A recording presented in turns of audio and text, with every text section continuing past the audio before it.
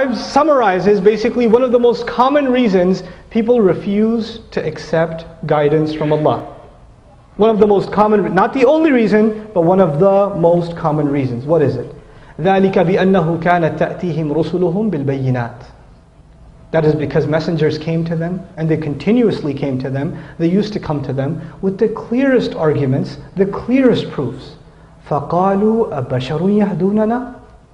And they would say in response, flesh and bone, this human being, this guy looks like us, he's going to guide us? You want me to listen to him? Have you looked at him? Have you looked at his house? Do you look who he hangs out with, all these poor people that have become Muslim with him? Do you know who you're talking to? You want me to become a believer because of this guy? This is how they would talk about prophets. Fir'aun would say about Musa alayhi salam, look at him, he can't even talk clearly. He stutters. وَلَا يَكَادُ يُبِينُ. He can't even open his mouth. Look at him. You want me to listen to him? People would come to Nuh alayhi salam. He would walk by them and they would إِسْتَغْشَوْ ثِيَابَهُم. They would pull their clothes in, like, don't touch me, old man, you're dirty. That's how they would talk to Nuh alayhi salam. People, Shu'aib alayhi salam, other messengers would come, give a message, and they would say, listen, I want to listen to you, but I'm a millionaire. I have a certain appearance to keep up. And you keep all these homeless people, these poor people, these believers around you. Why don't you get away from them? And then we can have a meeting in the executive office. Because I don't want to see this riffraff near me. I don't want to be seen with this low class, this scum of society. I don't want to be seen with them. Get rid of them and maybe I'll listen to you. The criticism was always the same. Another human being's going to guide me? He's just like us. What do they say about Jesus, about Isa alayhi salam? Yamshi fil aswaq. What is this messenger? And they said about the messenger too, about Prophet Muhammad sallallahu alaihi wasallam. Well, look at his message. You think he's a messenger? He goes shopping.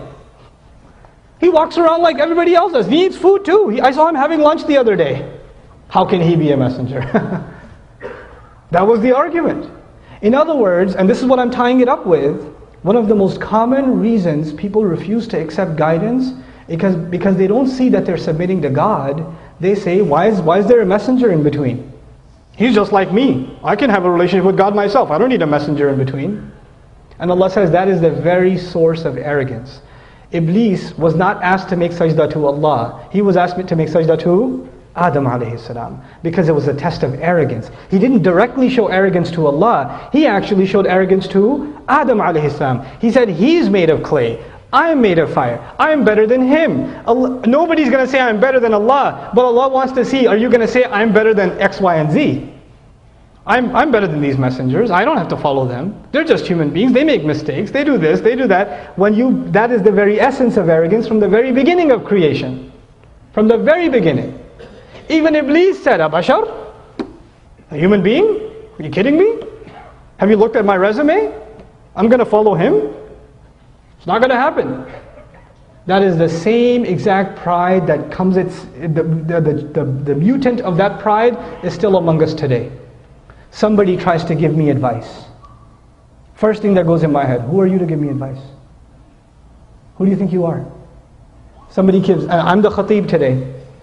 I'll lead the salat. After salat, somebody says, brother, I didn't like what you said. I'll say to him, do you know who you're talking to? I'm on YouTube, you know. You know? You know who you're dealing with here? That is the very definition of arrogance. That is the very definition of negating guidance. Allah says nations of the past were destroyed because they couldn't take guidance from another human being. If the messenger is not with us today, his words, his instructions, his teachers, his students who teach on his behalf are here today. The scholars are here today. The da'is are here today.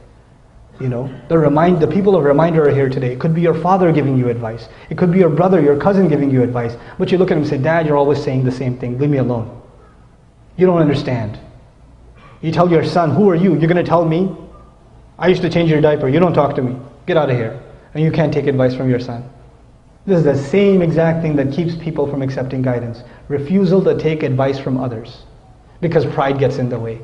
May Allah Azza wa Jal remove the pride from our hearts, and may Allah Azza wa Jal make us a people that really truly believe for the sake of Allah and can put their ego aside, especially when advice is given.